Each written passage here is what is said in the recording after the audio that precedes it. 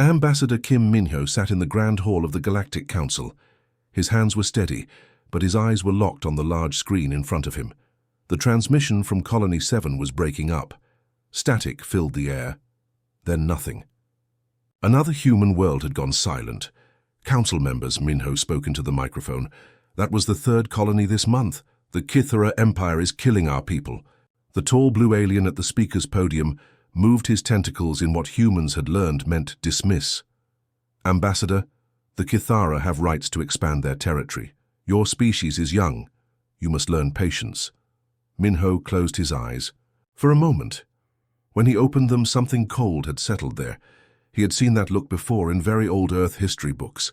It was not a look any species wanted to see in human eyes. Across the hall, Park Yunbi was waiting to speak. She had survived the attack on Colony 4. Her left arm was missing. Burns covered half her face. But she had insisted on coming to tell. The council, what happened? Please, Minho said.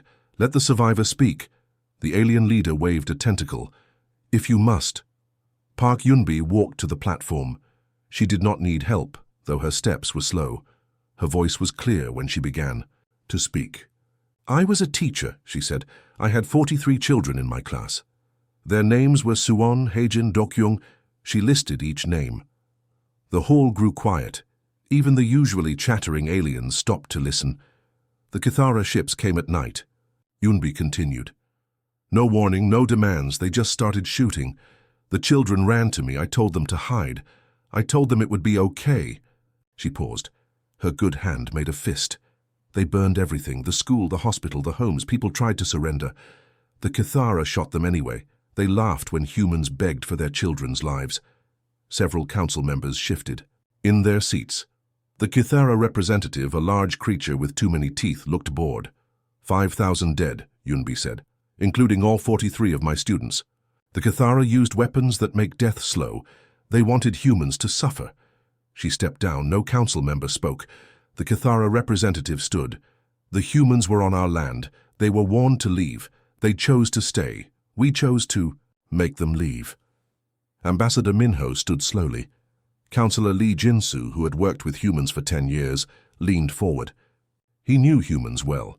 He had seen them cry, laugh, and argue. But he had never seen this look in human eyes before. What will the council do? Minho asked. The blue alien who led the council spoke. The Kithara have the right to expand. We suggest negotiations. Perhaps the humans can offer tribute for the right to stay in that sector. Tribute. Minho repeated the word softly. Yes. Payment for the right to exist in their space. Something changed in the air. Other species felt it.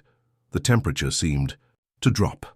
Human delegates throughout the hall started showing the same expression as Minho Lee Jinsu had fought with humans in the border wars. He knew this look. It was the look humans got right before they did something terrible and necessary. He also knew what happened to those who ignored this warning. Ambassador, Lee Jinsu said carefully, perhaps we should recess. Think about this matter. Minho turned to look at him. No need, Counselor. We understand perfectly now. For the first time in council history, the entire human delegation stood and walked out. They did not ask for permission. They did not bow to the council leader. They simply left. Park Yunbi was the last to go. She looked back at the Kithara representative. You should have killed me too, she said. Because now I get to tell everyone what you are.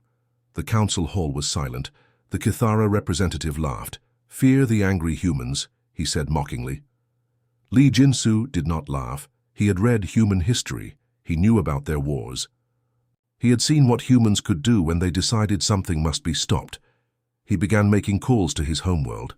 They needed to move away from the borders, far away, because something was coming, and it was carrying the flag of humanity. The corridor outside Ambassador Minho's communication device buzzed. Messages from human worlds. They all said the same thing. Permission to begin? Minho typed one word back. Granted. The long piece was over. Choi Yuna checked her daily schedule again. 3 council meetings today, 6 yesterday, not one human present. Strange, she muttered, marking notes on her pad. For 20 years, humans had attended every meeting. They asked questions, gave opinions, and sometimes argued too loudly. now empty chairs where human delegates used to sit. She walked down the council corridor, passing the human embassy. Usually busy with staff and visitors, today it looked almost empty. A security guard stood at the door. He nodded when she waved, but his smile seemed different, cold. In the communications center, Captain Jung Woo-bin studied his sector displays. Red dots showed human ships moving along the galaxy's edge. His friend, a trade captain from New Athens, had mentioned something. "Odd yesterday. Jung, the humans are moving," Captain Rex from New Athens had said. "My ship passed 3 human freighters this morning. They were heading away from core worlds, toward the outer rim." "So," Jung had replied, "humans travel all the time." These weren't passenger ships. They were heavy cargo haulers, and they were fast-moving for cargo ships.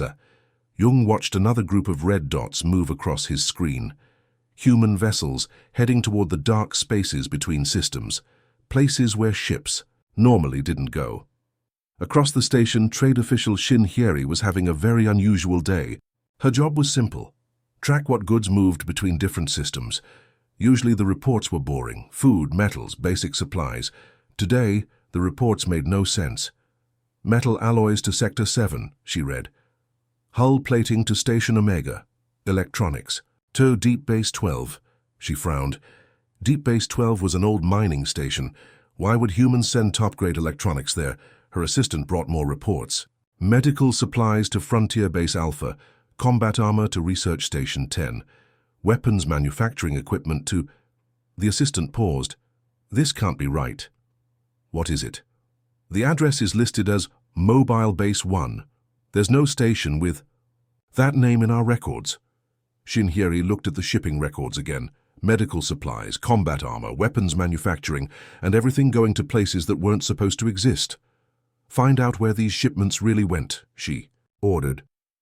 "Ma'am, the human shipping companies say they're classified military exercises." "Exercises for what?" "They won't say." In the Kythera sector, Admiral Thorak was having a good day. The humans had stopped complaining. No more messages about war, crimes. No more demands for justice. Perfect silence from the species that cried too much. "Colonel," he called to his aide, "any word from the human worlds?" "No, sir, they've stopped all communications with us. No trade requests, no diplomatic messages. Nothing." Thorak smiled, showing too many sharp teeth. "Fear makes mammals quiet. They know they cannot fight us. Sir, what about the reports of human ships moving in our border sectors? Let them run. When they run far enough, we'll take more of their worlds. Empty worlds are easier to claim." Back on the council station, Choi Yuna decided to visit the human embassy. Something was wrong, and she needed to know what. The security guard let her in, but the building felt empty. Most offices were dark. In the main office, she found Assistant Ambassador Park Min-soo packing papers. "Ambassador Minho isn't here?" she asked. "He returned to Earth last week," Park Min-soo said without looking up. "When will human delegates return to the council?" Park Min-soo stopped packing. He looked at her for a long moment. "We won't be needing the council anymore," he said simply. "What does that mean?" "It means, Councillor Yuna, that the council had its chance to help. You chose not to. Now we'll handle things ourselves." Choi Yuna felt cold. "The Kythera attacks, you mean? But the council voted for diplomatic solutions. The council voted for surrender. We don't surrender." That night, Yuna met with other council observers. The Varian representative was worried. The Crystal people were confused. Even the war-loving Drex seemed uneasy. "Where did the humans go?" asked the Varian. "More importantly," said the Drex, "what are they planning?" Captain Jung Woo-bin had an idea. His friend from New Athens had found something interesting. Following human ships had led him to an empty system. Except it wasn't empty. "Jung," Rex had said in a whisper. "They built something. It's huge. And it's not on any map." "What kind of something?" "The biggest shipyard I've ever seen, and Jung, they're building warships. Not the small patrol ships we've seen before. These are the size of battle stations." The silence continued. Human delegates stayed away. Human merchants cancelled trades. Human tourists stopped visiting other worlds. Admiral Thorak remained confident. They are leaving. We have won without firing a shot. He was wrong. In the empty spaces between stars, humanity was doing what humans did best. They were getting ready for war. The Kithara homeworld spun slowly in space, unaware of what surrounded it. Admiral Kang Taiho watched from the bridge of the Silent Thunder, his flagship. 47 human vessels hung in the dark around the planet, invisible to Kithara sensors. "Distance check," Taiho said quietly. "All ships in position," came the reply. "Cloaking fields holding steady." Engineer Songnari looked up from her station. "Broadcast ready, sir." "Intelligence." Lieutenant Commander Bei Ji-sung turned from his screens. "All Kithara military positions confirmed. 17 orbital platforms. 42 surface bases. Their Bane fleet is docked at Platform Alpha." Taiho nodded. These were not the small patrol ships the galaxy knew humans for. These were something else, something humanity had built in secret, something the galaxy had never seen. "Time to show them who we really are," Taiho said. Songnari opened the channel. On the Kithara homeworld, Admiral Thorak was enjoying his morning meal. The taste of victory was sweet.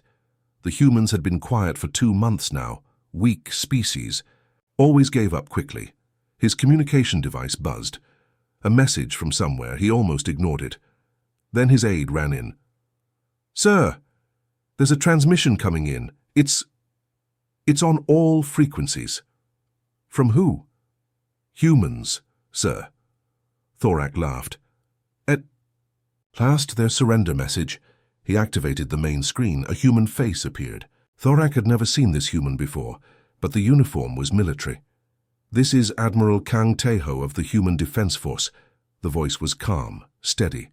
"We are here to collect what you owe." "What we owe?" Thorak's laughter echoed in the room. "You owe us tribute for breathing our air." "You have 24 hours, Taeho continued as if Thorak hadn't spoken. "Surrender all vessels.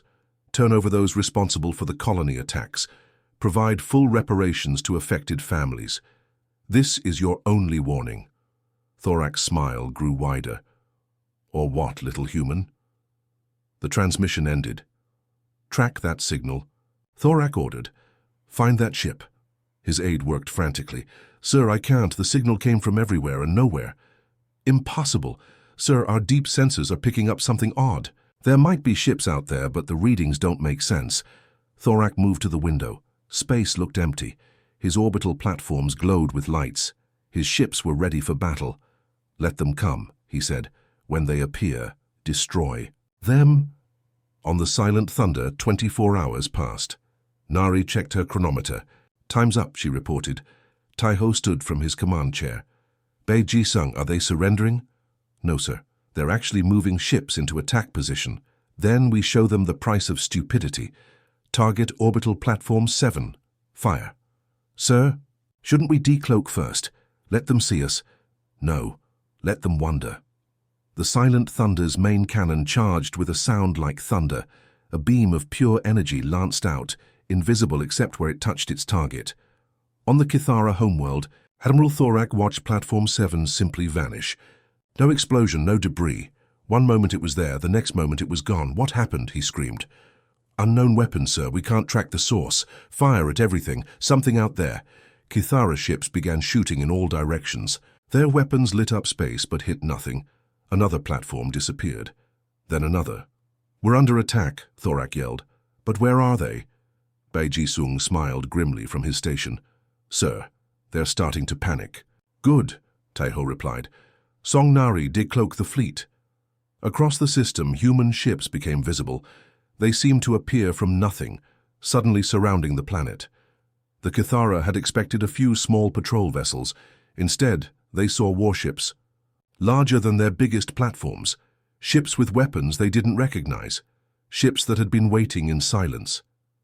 "By the void," Thorak whispered. "Where did they get those?" His aide was pale. "Sir, I'm counting 47 vessels. Each one bigger than our destroyers. How humans don't have this technology?" "Apparently they do now, sir." The human fleet began moving, not rushing like eager warriors, moving like hunters who had already caught their prey. "Signal the fleet," Thorak ordered. "All ships, attack formation." "Sir," The humans are transmitting again. Tejo's face appeared on screen once more. You had your chance for surrender. You chose war. Now you'll see what humans do to those who hurt children. Attack! Thorak screamed. The Kithara fleet moved. Forward. Powerful weapons charged, shields strengthened. They fired everything they had. The human shields didn't even flicker. Impossible, Thorak breathed. Another Kithara platform disappeared. Then 3 ships exploded simultaneously. The humans were taking the Kithara fleet apart with surgical precision. Sir, his aide whispered, I don't think we can win this. Thorak stared at the screens. The humans weren't even using their full fleet. Only a few ships were firing. The rest waited like wolves around a wounded animal. What did we wake up? He asked no one. The galaxy's strongest empire was learning an important lesson. Don't make humans angry. General Yoon Subin stood in the command center, watching displays show Kithara forces across the galaxy. Each red dot was an enemy base, ship or stronghold. She smiled, but it was not a kind smile. 32 hours since the ultimatum expired, she said. How many Kithara systems have fallen? 12 of their 17 core systems, General, replied her aide. Their outer bases are trying to run, but our fast ships are catching them. Good. What about the prisoners? 600 commanders and officers. Interrogator Han is working. With the senior officers now. In another room, Commander Thorak sat in a chair. His hands were bound, but that was not what held him. The human across from him, Han Ji-yon, simply talked. And somehow that was worse than any torture. Your species prides itself on strength, Han said calmly. But you attack children, is that strength? We are conquerors. Thorak spat. It is our right. Whose right? Yours? Or did someone order you to kill those children? Thorak said nothing. Han continued. We've been studying your people for 2 months. Did you know that? Reading your communications, learning your psychology. We know about your family, Thorak. Thorak's eyes widened. You can't threaten my family. That's against galactic law. Who's threatening anyone? I'm simply mentioning that we know. Your family lives on Kithara Prime. Your mate Zeshta. Your 3 children. They're probably worried. About you? Don't you dare... We haven't touched them, Admiral. Unlike you, we don't make war on innocents, but we could. We know where they are. We know their daily routines. We've been watching. Something broke inside Thorak. The idea that humans had been watching his family, knowing everything, was terrifying. What do you want? He whispered. The truth. Who ordered the colony attacks? Who planned them? Who laughed when children died? Thorak began to talk. Across the galaxy, Tactical Officer Im Min-seo coordinated the attacks. Her screens showed human fleets moving with deadly precision. But this wasn't random destruction. This was surgery.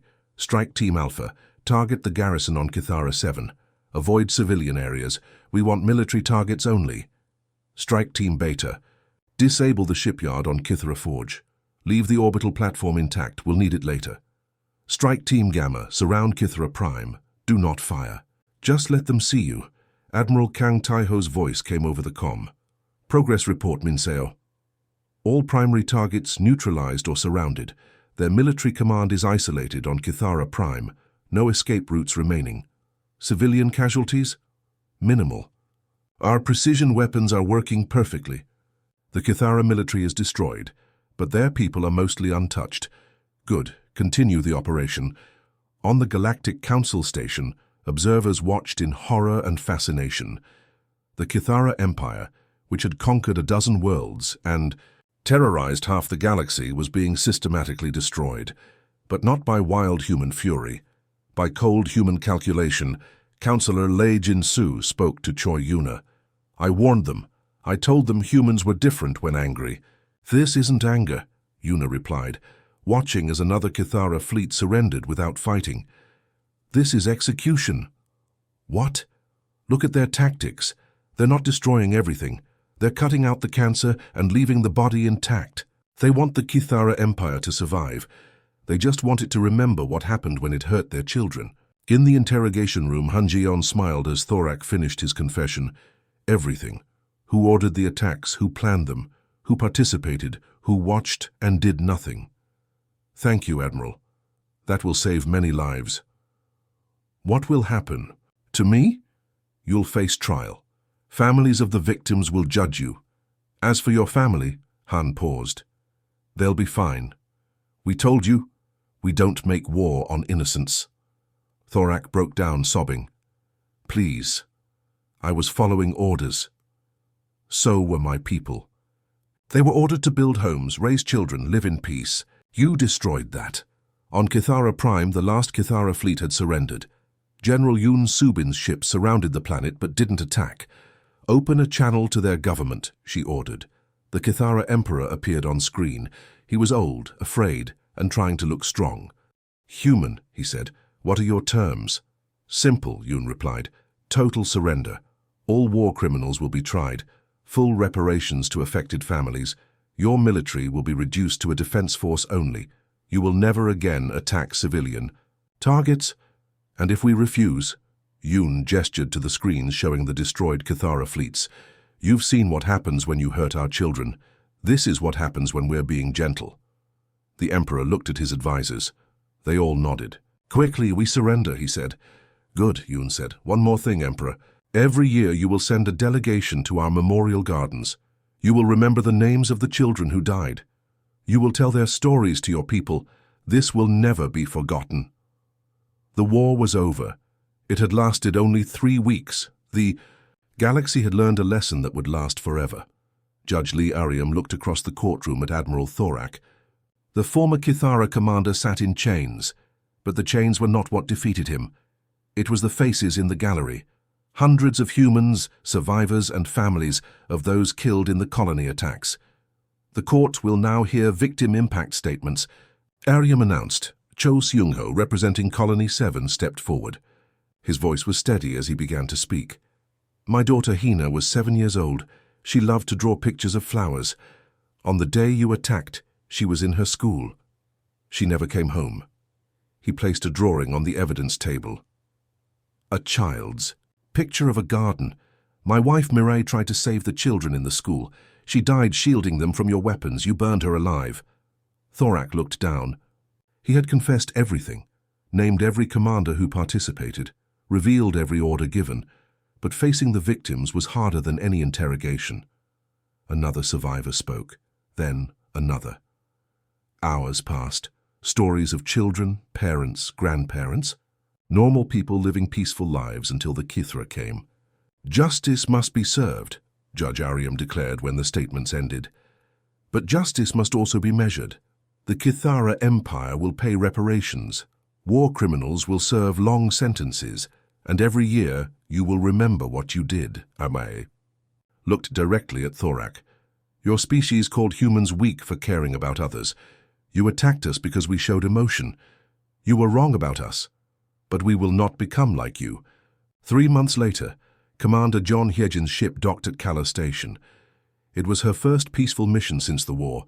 The Kala people, purple-skinned traders, greeted her differently than before. Commander Hyejin, the station chief, bowed deeply.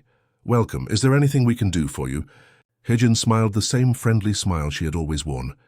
Just the usual trade negotiations. We have medical supplies you need. Of course, of course. Please take the best docking bay. And if your people need anything... The Kala had always been polite to humans. Now they were eager to please. Word had spread across the galaxy quickly. The peaceful, emotional humans had destroyed an empire in 3 weeks. In the station's cantina, beings from different worlds watched Hyejin's crew drink and laugh together. The humans looked normal, friendly. They helped a drunk Rigelian to his feet, shared their food with a hungry trader, played harmless games. They look so ordinary, whispered a Centauri merchant. That's what makes them dangerous, replied his friend. They could be planning to conquer us all and we'd never know. Nonsense, humans don't conquer, they protect. Tell that to the Kithara.